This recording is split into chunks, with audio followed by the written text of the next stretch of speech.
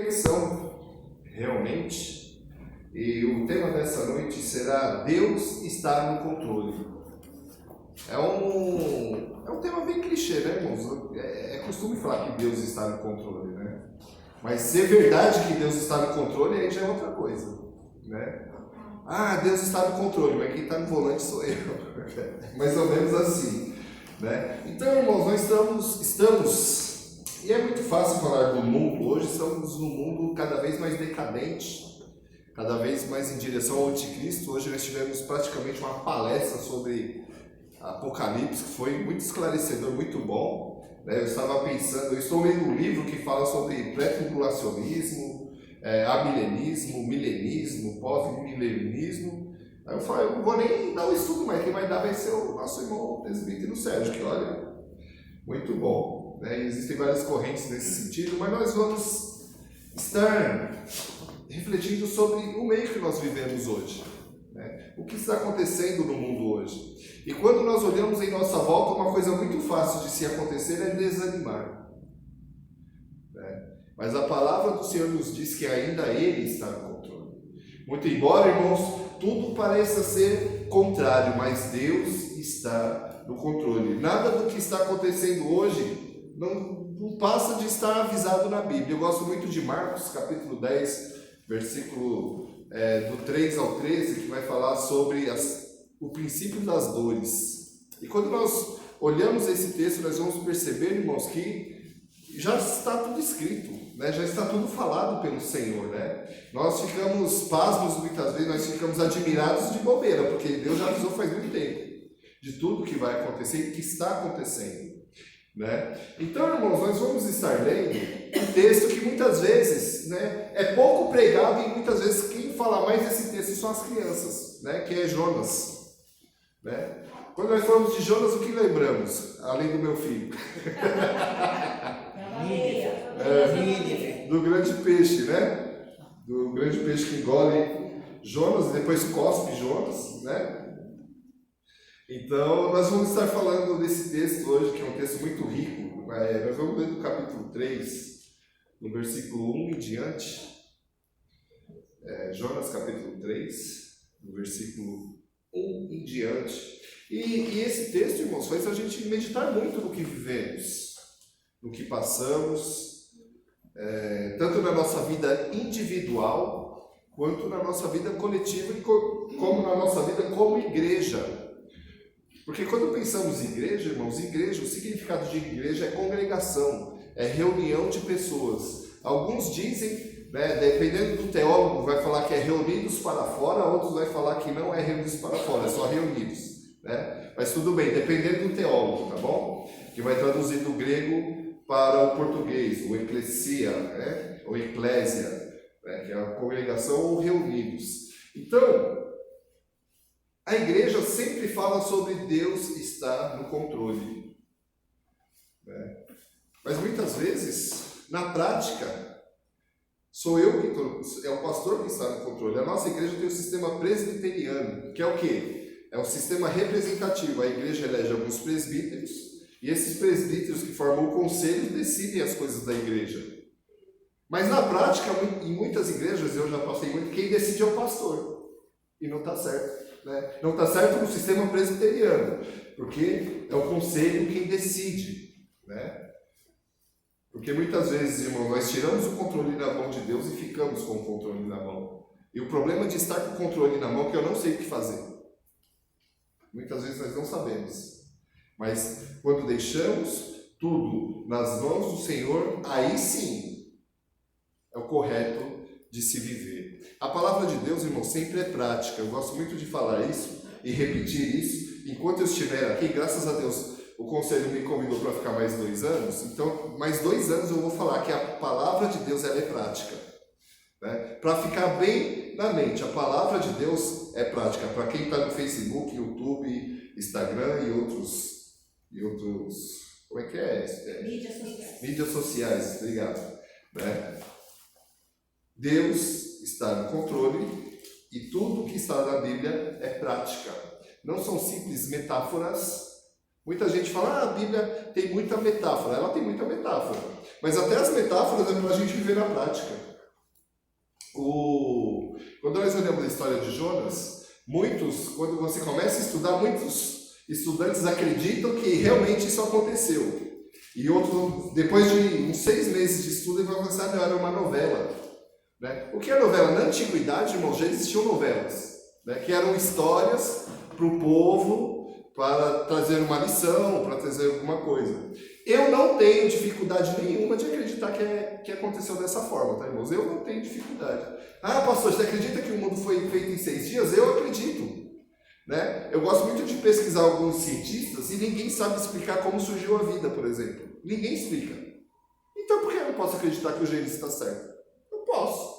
Né? Não tenho dificuldade nenhuma com isso. Eu já passei por fases que eu tive, tá, irmãos? Conforme a gente vai estudando, você vai, não, acho que era metáfora mesmo. Depois, não. Hoje, né, depois de uma certa maturidade que nós vamos ganhando, eu acredito sim que Deus, com a sua palavra, né, haja luz e houve luz. Eu gosto muito dessa frase, né?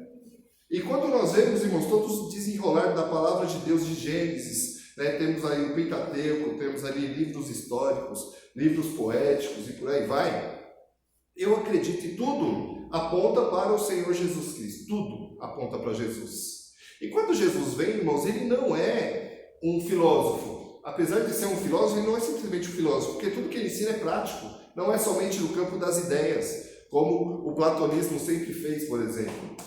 Platonismo é Platão, né, um filósofo grego, ele era discípulo de Sócrates, né, e ele gostava muito do campo das ideias. Só que Jesus Cristo nunca foi o campo das ideias, Jesus Cristo sempre foi a prática.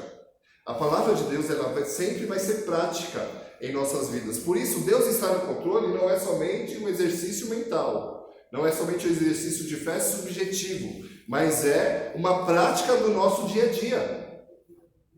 E o livro de Jonas, ele traz isso para a nossa vida. Por quê, irmãos? Quando nós vemos todo o contexto do livro de Jonas, o que acontece? Deus manda ele para Nínive. Nínive não era o povo de Israel. Para começar, Deus pega... O único profeta que Deus manda sair de Israel foi Jonas. E Jonas, com certeza, ele não queria. Ele detestava o povo de Nínive. Mas só por detestar? Não. Porque o povo de Nínive era pior do que o povo de Sodoma e Gomorra. Era pior. Eles eram horríveis. As práticas deles eram terríveis. E ele não queria ir, porque quando você olha uma prática muito horrenda, muito bizarra, a tendência é você não gostar mesmo. E Jonas, ele tinha essa tendência. Ele era um ser humano e ele falou, eu não vou pregar para esse povo. Por quê, irmãos? Porque ele sabia que se pregasse, o povo ia se converter e Deus ia perdoar. É estranho, né? É estranho, mas é isso, né? Então, o que acontece, irmãos? Jonas, ele, em vez de ir para Nínive, ele vai para Tarsis. Pelo menos ele tenta ir para Tarsis, né? Ele tentou ir para Tarsis. Desobediência, mais uma vez. A Bíblia, ela é cercada, normalmente, irmãos, de obediência ou desobediência. Sempre se resume a isso. Quando nós obedecemos a palavra do Senhor, a tendência é de que as coisas deem certo. Mesmo que quando obedecemos seja tão difícil. Porque sempre é difícil obedecer a Deus. Sempre é difícil viver essa palavra na prática. Aqui é fácil falar sobre amor. O que o mundo mais está falando hoje em dia é de amor. Eles são hipócritas, bastante hipócrita o mundo, né? É porque Jesus falava de amor. Eles esquecem que quando Jesus ele entra no templo e vê os vendilhões, ele dá uma surra neles, expulsa todo mundo, eles esquecem disso. Como se Jesus fosse só flores. Dá a impressão que Jesus era hippie, né? É só flores, né? Não faça guerra, faça amor, né? E dá uma florzinha. Não é, irmãos. A palavra de Deus ela é equilibrada, né? E ela nos traz lições para a prática do dia a dia que vamos ver pela história de Jonas, que nós vemos um povo totalmente corrupto. E é interessante que vemos que o pecado desse povo era tão grande que chega até o limite que Deus não permite mais. Isso é muito interessante. Nós como cristãos, irmãos, nós deveríamos ter essa noção. Muito crente vai dando mancada, vai fazendo coisa errada, vai desobedecendo, vai mentindo, vai não sei o quê. Chega uma hora que não dá mais. A gente devia ter essa noção. Sabe por quê? Muitas vezes o pastor chega aqui na frente e fala, Jesus é amor, e vai fazendo coisa errada. Temos que tomar cuidado com isso. Para quem está ouvindo em casa, temos que tomar cuidado com isso. Por quê? Porque a palavra de Deus não é brincadeira. A palavra de Deus não é para viver de qualquer jeito. Quando a conhecemos, é para praticarmos sim. Porque Deus está no controle. Porque muitas vezes as pessoas usam muito isso. Deus está no controle porque vai dar tudo certo. E eu gosto muito de falar isso também. Não é. Não é. Muitas vezes, quantos cristãos fervorosos morreram de câncer, por exemplo? Não foi curado. Mas hoje são muito melhor que a gente, pode ter certeza. Eu gosto sempre de contar esse testemunho de um colega meu que a esposa dele morreu de câncer. Uma crente fervorosa, deitada na cama, não conseguia nem sequer se mexer mais. Ela chamava o marido dela, eles abriam o CTP deles, que é o inário, e começavam a cantar louvores ao Senhor. Alguém tem noção do que é isso? Perto da morte, com dores, fortes dores, louvando ao Senhor. Deus está no controle. Deus está no controle. E isso, irmãos, nós temos que aprender no dia a dia. Que esse controle de Deus não é que a sua vida vai ser uma maravilha, porque não vai. Não é que a sua vida vai sempre estar tudo ok, porque não vai. Mas Deus, Ele tem um plano e usa a nossa vida para executar esse plano. É a nossa vida, é essa igreja.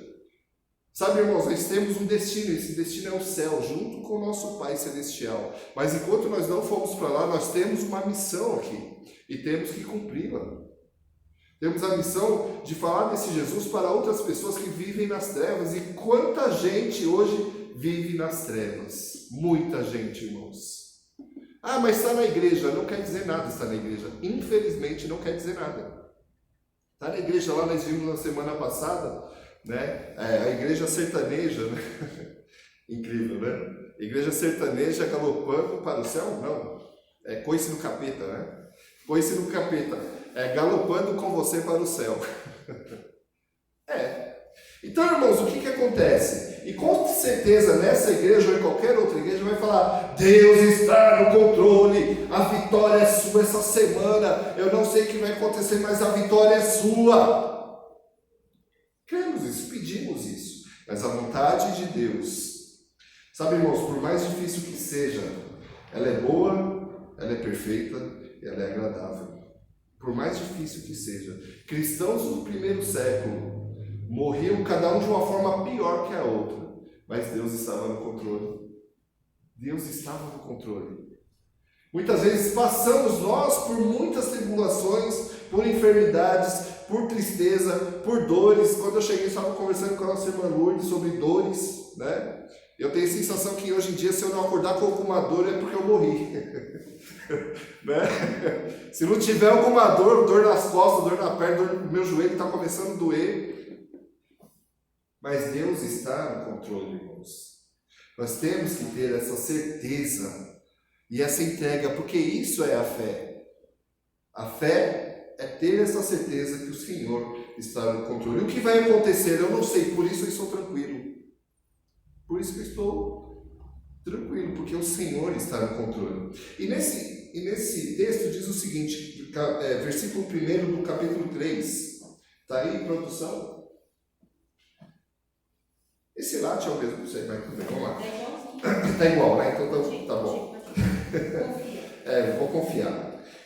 Pela segunda vez o Senhor Deus disse a Jonas, apronte-se, vá à grande cidade de Nínive e anuncie ao povo de lá a mensagem que eu vou dar a você. Jonas se aprontou e foi a Nínive, como o Senhor Deus havia ordenado. Nínive era tão grande que uma pessoa levava 3 dias para atravessá-la a pé. Jonas entrou na cidade, andou o dia inteiro e então começou a anunciar: dentro de 40 dias Nínive será destruída. Então os moradores de Nínive creram em Deus e resolveram que cada um devia jejuar. E todos, desde os mais importantes até os mais humildes, vestiram roupa feita de pano grosseiro, a fim de mostrar que estavam arrependidos. E versículo 10. Deus viu o que eles fizeram e como abandonaram os seus maus caminhos. Então mudou de ideia e não castigou a cidade como tinha dito que faria. Amém. Tá igualzinho? Ótimo, graças a Deus. Então, irmãos, olha que texto interessante. Aqui é a segunda vez que Deus está falando com Deus. Depois de ele ter feito toda a atrapalhada, nós vemos no capítulo 2 a oração de Jonas dentro da barriga do grande peixe. Possivelmente não era uma baleia não engole um ser humano, um grande peixe sim, tá? Né? Eu vi uma reportagem muito interessante, um tubarão que tinha 2 metros ou 3 metros, um peixe veio e engoliu ele. Eu achei aquilo muito interessante, era um peixe, né? Muito interessante isso. Mas enfim, irmãos, Deus está lá dentro da barriga do grande peixe ou da baleia, ou o que quer que seja que estava lá, e Deus ouve a oração de Jonas. É interessante, irmãos, que até Jesus no Novo Testamento cita Jonas. Isso é muito legal, né? Então vemos, irmãos, que ele fez toda a bagunça, desobedeceu, foi para outro lado, não queria saber, não gostava daquele povo, né? Nós, como seres humanos, temos dificuldade de, muitas vezes, gostar de algum ser humano, né? Uma vez eu falei assim na igreja: eu não gosto de todo mundo. Os irmãos, nossa, você não gosta de mundo. Gente, eu sou ser humano. A gente vê o pastor como um super-humano, né? Mas, quando eu sei que eu não gosto de uma pessoa, eu oro por ela. E como é difícil, eu já comentei isso com alguns irmãos, como é difícil você orar por quem você não gosta, irmãos. Tenta isso, mas Deus abençoa muito a sua vida, porque Ele quebra o seu coração, né? E Jonas, ele estava nessa situação. Então, no capítulo 3, Deus, com toda a paciência, fala com Jonas de novo: Jonas, agora, pela segunda vez, o Senhor disse a Jonas: vai, né? E vemos, irmãos, aqui nesse texto, 3 lições muito importantes que nos ensinam a confiar em Deus, né? O nosso irmão Maércio, sua mãe vai estar passando pela cirurgia, né, irmão? Eu lembro que quando eu fui fazer, ano passado eu fui fazer minha cirurgia de hérnia inguinal, eu encontrei um rapaz que eu não encontrava ele desde a minha adolescência, irmãos. Sabe que você nunca mais viu o rapaz? Você viu ele quando era criança, agora ele é adulto, você também? E ele falou: rapaz, eu fiz a mesma cirurgia, fiquei 40 dias de coma. Eu falei: mano, sério, que horrível, cara. Eu não devia ter encontrado ele, meu, eu não devia. E foi assim, tipo, eu encontrei ele hoje, vou operar amanhã, igual como se fosse uma hernia, assim. E foi a mesma cirurgia. Incrível, né? Mas tudo bem. Falou: a médica cortou meu intestino. Foi, mano, cara, que medo. Mas enfim, fui lá, né? Deus abençoou e deu tudo certo, né? Mas, irmãos, então, essas 3 lições nos ensinam a confiar no Senhor, mesmo se encontrando um colega que você nunca mais viu e te dá uma notícia dessa, né? Então, irmãos, a primeira lição que nós vemos nesse texto é a soberania de Deus. Hoje em dia, você falar de soberania de Deus é quase um palavrão nas igrejas, sabia? Porque Deus é o Deus que abençoa, Deus é o Deus que dá, Deus é o Deus que faz. Você dá o dízimo? Meu Deus, você não vai passar por problema nenhum. Apesar de o dízimo ser uma bênção. Mas, irmãos, hoje em dia falar que Deus é soberano está quase um palavrão. Está quase... Só que nós temos que nos lembrar que nós somos servos. E o significado de servo, irmãos, é trabalho e submissão em Cristo, e o povo de Deus é que está ao seu serviço, diaconia. Diaconia, nós somos servos, nós estamos sob a missão que Deus nos dá. Assim como eu falei no casamento do Paulo de Aju sobre submissão, hoje em dia falar para uma mulher ser submissa ao marido é um palavrão, não pode. É o contrário. Não é que a mulher vai fazer o que o homem quer o tempo todo, não. Mas é estar sobre a mesma missão, o mesmo alvo. E o alvo dessa igreja, e o alvo de cada um de nós é Cristo. Somos servos nessa direção. E é isso que nós vemos aqui nos versículos 1 e 2. Pela segunda vez, o Senhor disse a Jonas: apronte-se, vá à grande cidade de Nínive e anuncie ao povo de lá a mensagem que eu vou dar a você. Jonas se aprontou e foi a Nínive, como o Senhor Deus havia ordenado. Nínive era tão grande que uma pessoa levava 3 dias para atravessá-la a pé. Olha só, irmãos, então, olha como o nível era grande, né? Para a época, né? E hoje, enfim. Né? Mas vemos aqui primeiro que Jonas, dessa vez, ele obedece. Ele obedece. Porque ele é servo, irmãos. Como Jesus também foi servo, como está em Isaías 53, o servo sofredor, aquele que sofre pelo seu povo, aquele que dá sua vida por cada um de nós, aquele que realmente se entrega. Esse é o Jesus que nós somos discípulos, irmãos. Nós somos discípulos de um servo. Igreja, nós somos discípulos de um servo. E discípulo de um servo é o quê? É servo. Não pode ser outra coisa. Jesus, ele veio para servir. E nós também temos que servir uns aos outros. Nós temos que servir a Deus e servir um ao outro. É para isso que nós fomos chamados. É por isso que nós devemos obedecer a essa palavra como Jonas. No versículo 3. Jonas se aprontou e foi a Nínive. Com todo o coração? Possivelmente não, mas foi. Obedeceu. Igual o filho, né, gente? Quem é pai e mãe, você manda, né? 3 horas depois está o menino no mesmo lugar. Oh, meu Deus do céu. Né? Daí, com todo amor e carinho, né? Você fala, vai e faz o que eu te pedi pelo amor de Deus.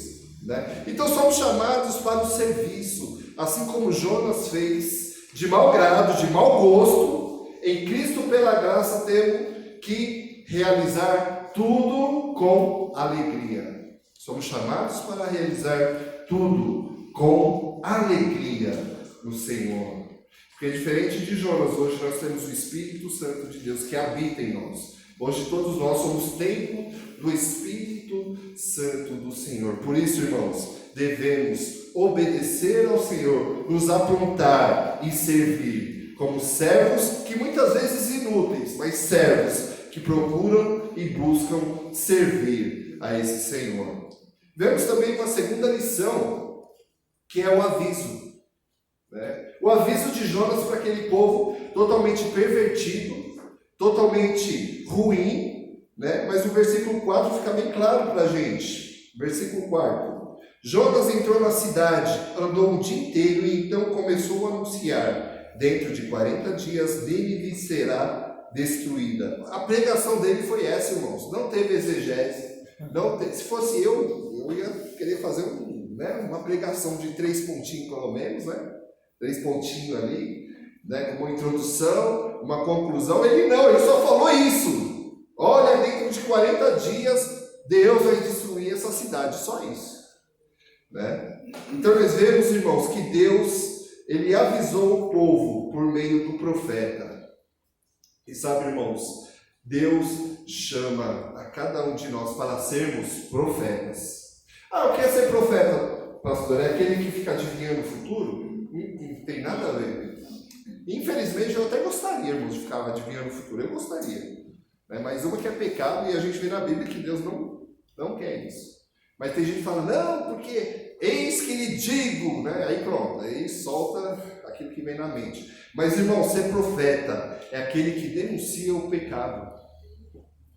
Quando nós olhamos todos os profetas do Antigo Testamento, até João Batista, até Jesus, que também era profeta, ninguém gostava de profeta. Ninguém que estava no poder gostava de profeta. João Batista chegava para Herodes, irmãos, rei, pensa, você chegar para o rei, você está em pecado.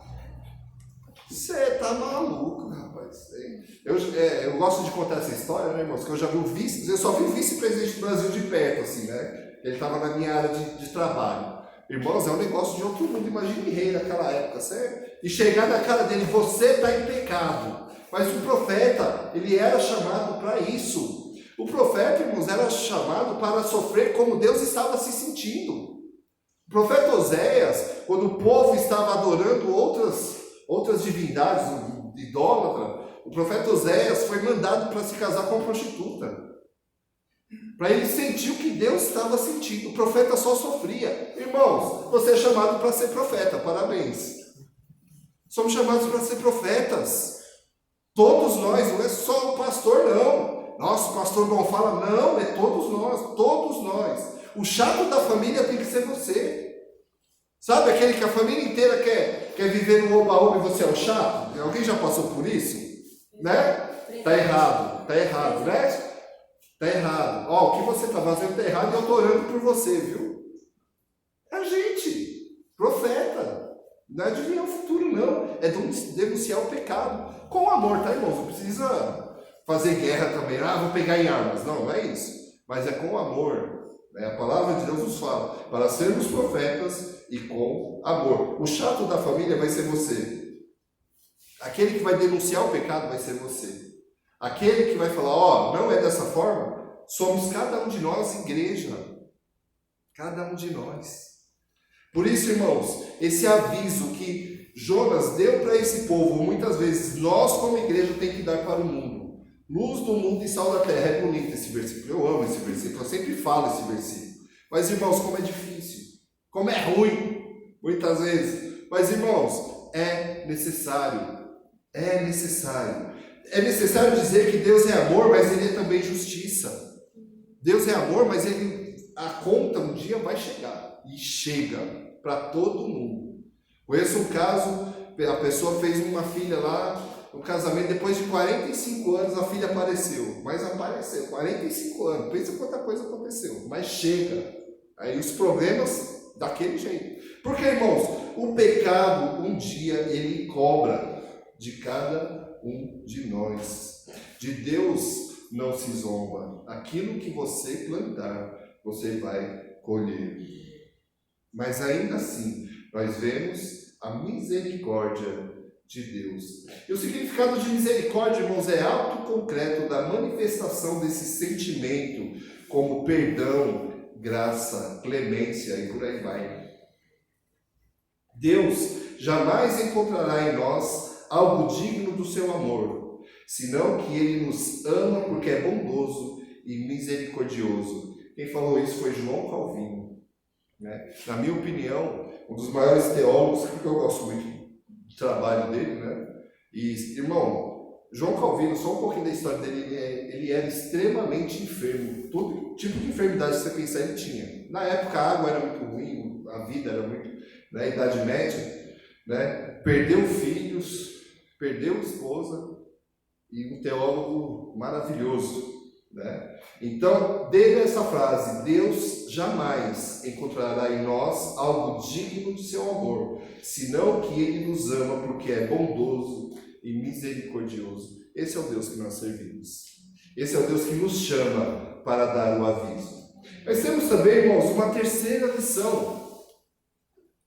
Porque vemos que, primeiro, Deus, deixa eu ver meu primeiro aqui. Opa. Deus nos chama como um servo sofredor, né? Não, a soberania de Deus, desculpa. O segundo, o aviso. E a nossa terceira lição, irmãos, é que Deus muda a história. Se Ele quiser, Ele muda. Deus muda a história, que está no versículo 10. Deus viu o que eles fizeram e como abandonaram os seus maus caminhos. Então mudou de ideia e não castigou a cidade, como tinha dito que faria. O povo voltou atrás do seu pecado. O povo mudou de vida.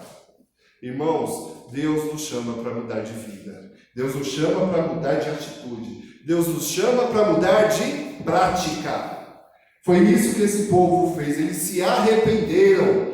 Pessoas de igreja, principalmente, irmãos, pensam que se arrepender é ficar chorando. E não é. Nunca foi e nunca será. Não é ficar chorando. Apesar que chorar muitas vezes faz parte, tá, irmãos? Mas não é só chorar, irmãos. Já vi casos e casos de igreja. Sabe família quando briga? Eu acho que aqui nunca teve isso, né?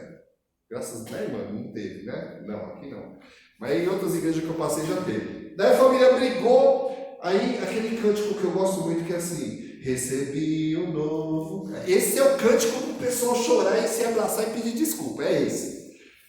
Só que, irmãos, era teatro. Passou 2 semanas, estava tudo de novo.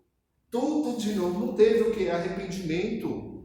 Deus nos chama para o arrependimento. E quando nós nos arrependemos, Deus muda a história. Nós vemos no texto, irmãos, que Deus muda um decreto que Ele mesmo fez, porque Ele é soberano e pode fazer. Nós vemos a história de, eu esqueci o nome de quem que é, o Sérgio deve lembrar, ou você deve lembrar, que era um rei que o profeta chega para ele e fala que ele vai morrer, ele ora, e Deus dá mais 15 anos para ele. Quem que é? Eu esqueci. Mas é esse rei aí. Osias. Quem? Osias? Não é alguma coisa assim. Mas, irmãos, Deus, Ele muda a história. Deus mudou a nossa história, irmãos. Deus, Ele muda a história da igreja. Ele muda. Sempre mudou e sempre vai mudar quando Ele achar necessário. Deus, Ele muda. Em Mateus, a gente vai perceber nos evangelhos, né, que Jesus cura leprosos, né, e cegos, e muda a história daquelas pessoas. Ezequias? Eu sabia que tinha um Quias aí, mas Ezequias, obrigado. Aí, Messi, obrigado. Ezequias, obrigado. Então, irmãos, Deus mudou a história daquele homem. Já precisou sentar para morrer, Deus falou, não, vai ficar mais 15 anos. 15 anos, não, legal, né? 15 anos é bastante. Né? Eu só acho duro quando vai chegando, ele está no 14 anos e 12 meses, sabe? 11 meses e 29 dias. Aí é complicado, mas tudo bem. Né? Então, irmãos, Deus, Ele muda a história quando há arrependimento. E isso é muito importante. Isso é muito importante em nossas vidas como igreja do Senhor Jesus, como igreja que é um organismo vivo. Deus muda a história da igreja, Deus muda a história de cada um da igreja, com os seus problemas, com as suas aflições, com tudo aquilo que estamos passando. Deus muda a história, Ele tem poder para isso. Eu gosto muito de um cântico que fala que Deus pode fazer infinitamente mais de tudo que nós cremos, de tudo que nós pensamos, de tudo que nós imaginamos. Deus pode fazer infinitamente mais, mas não podemos esquecer, irmãos, que Ele é soberano. Ele faz se Ele quiser, do modo que Ele achar melhor, porque Ele é quem está no controle. Ele é quem está no controle. Eu não determino nada, eu não mando nada. Eu só obedeço e sou um servo inútil. Lá no fim, eu vou perceber, Senhor, eu não fiz nada. Porque eu sou um servo inútil, salvo pelo Senhor Jesus, que agradece todos os dias pela sua misericórdia e pela sua bondade. Isso, irmãos, é servir ao Senhor. E Deus nos chama para sermos diferentes do mundo. Deus nos chama para sermos diferentes nas atitudes, no modo de viver, porque infelizmente hoje, é crente, né, que está tudo igual. Tem gente que pensa que é crente só porque ouve música gospel. E sinceramente eu prefiro escutar MPB que música gospel, porque está ruim. Você pega as letras, pelo amor de Deus. Ou a não ser que sejam as músicas antigas, mas é porque eu estou ficando velho. Então, irmãos, o que acontece? Deus muda a nossa história para sermos diferentes, para anunciarmos, para avisarmos. E esse Deus que nos usa como servos submissos, é esse Deus que transforma tudo em nossa volta por meio de nós como canais de bênção do Senhor. Mas para isso é preciso obedecer a palavra do Senhor, depositar toda a sua confiança no Senhor, fazer aquilo que Ele quer, para a glória dele mesmo, tá, irmãos? Existem pessoas que dizem que cada um de nós é o ponto fraco de Deus. Enfim, né? Nós vivemos, nós servimos, nós cremos que Deus muda a história para a glória dele mesmo. Catecismo Maior de Fé de Westminster, primeira pergunta e resposta, eu adoro falar essa porque é muito bonita. Qual é o fim, para que o homem foi criado? Qual é o fim supremo do ser humano? O ser humano foi criado para a glória do Senhor e se alegrar nele para sempre. Foi para isso que nós fomos criados. Para que eu estou aqui? Para a glória do Senhor, para se alegrar no Senhor, porque Ele está no controle da minha vida, Ele está no controle dessa igreja. Ele vai fazer aquilo que Ele achar que é melhor, por meio de cada um de nós. Amém, irmãos? Que Deus nos abençoe, que nós realmente sigamos essas lições que o nosso profeta Jonas deixa para cada um de nós. Que nós obedeçamos a palavra do Senhor. Vamos fazer oração neste momento. Senhor Deus e Pai, em nome de Jesus, nós te louvamos porque o Senhor é bom, a sua misericórdia dura para sempre, Senhor Deus. Muito obrigado porque o Senhor é soberano. Muito obrigado, Pai amado, porque um dia alguém nos avisou sobre o seu amor, sobre os seus decretos e sobre a sua bondade. Muito obrigado, Senhor Deus, porque o Senhor mudou a nossa história, Senhor. Muito obrigado, porque até aqui o Senhor tem nos abençoado. Em nome de Jesus Cristo, abençoe a cada um nessa igreja para a glória do Senhor. Que nós tenhamos, Senhor Deus, essa noção, que a nossa vida é para a sua glória. Que nós oramos e te agradecemos em nome de Jesus Cristo. Amém.